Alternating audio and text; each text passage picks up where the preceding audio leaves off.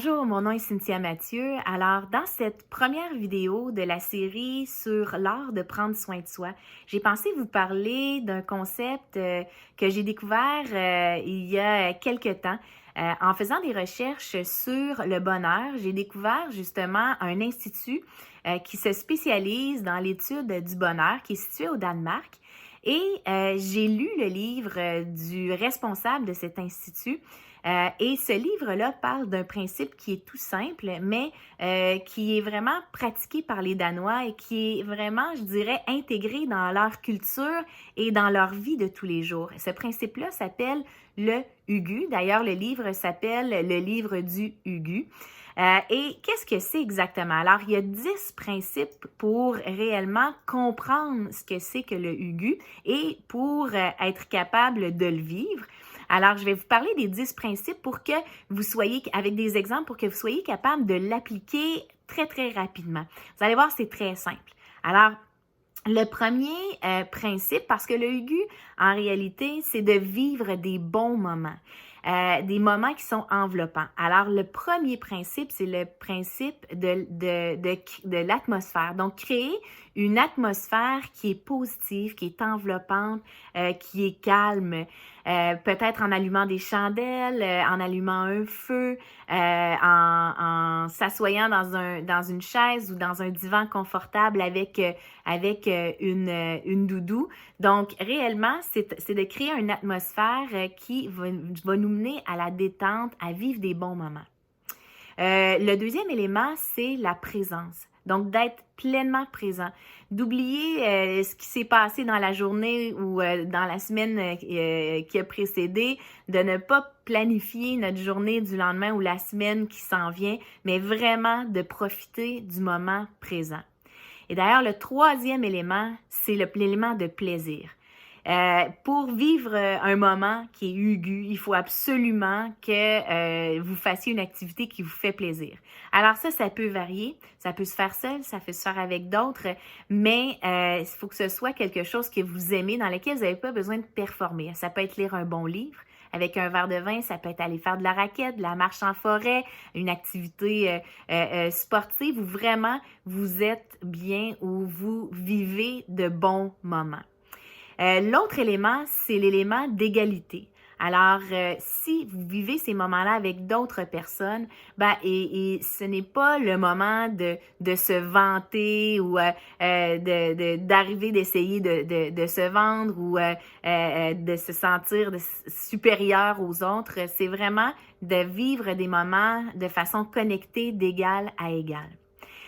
L'autre élément, c'est l'élément de reconnaissance. Donc, d'être reconnaissant pour les gens qui nous entourent, pour ce qu'on a, pour l'endroit où on vit également. Alors, de réellement prendre le temps de réfléchir au fait qu'on est chanceux de vivre ces moments-là.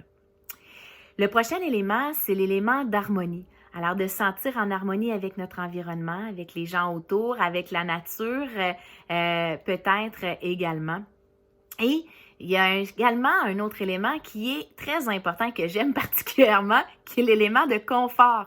Alors, c'est vraiment pas le moment de mettre des vêtements qui sont très à la mode, mais peut-être inconfortables. Alors là, on sort nos bas de laine, nos vêtements chauds, nos vêtements confortables ou mous, peu importe comment vous les appelez, mais c'est vraiment un moment où on doit être confortable et bien.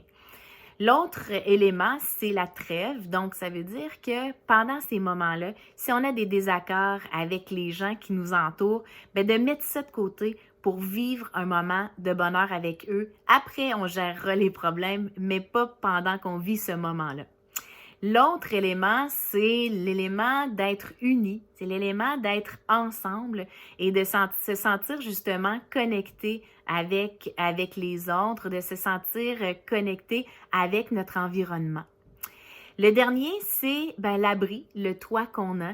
Donc, de prendre soin de notre environnement, de notre maison. On peut ajouter des fleurs, on peut faire une belle table pour les gens. Et réellement, l'idée ici, c'est pas nécessairement de dépenser beaucoup d'argent, mais c'est de créer un environnement qu'on trouve beau et qui nous fait du bien.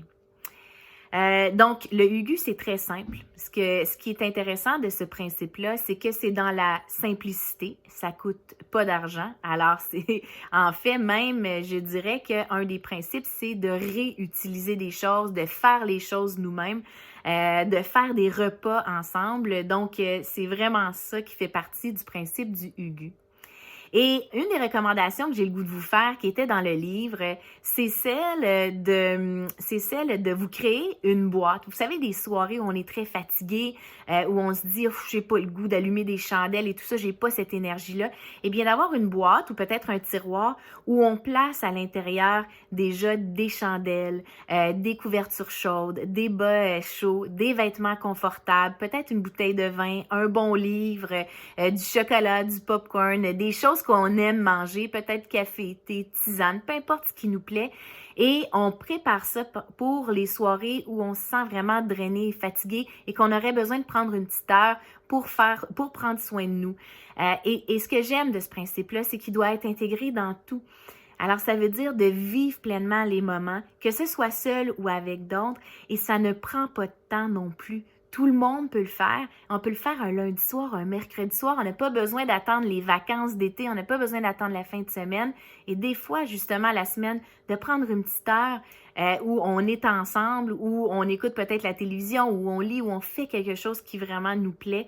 Mais ça fait du bien au cerveau. Ça fait du bien. Ça permet d'enlever justement le stress qu'on a peut-être vécu dans la journée ou dans la semaine et ça fait du bien au niveau de la santé mentale aussi et ça accroît notre bonheur.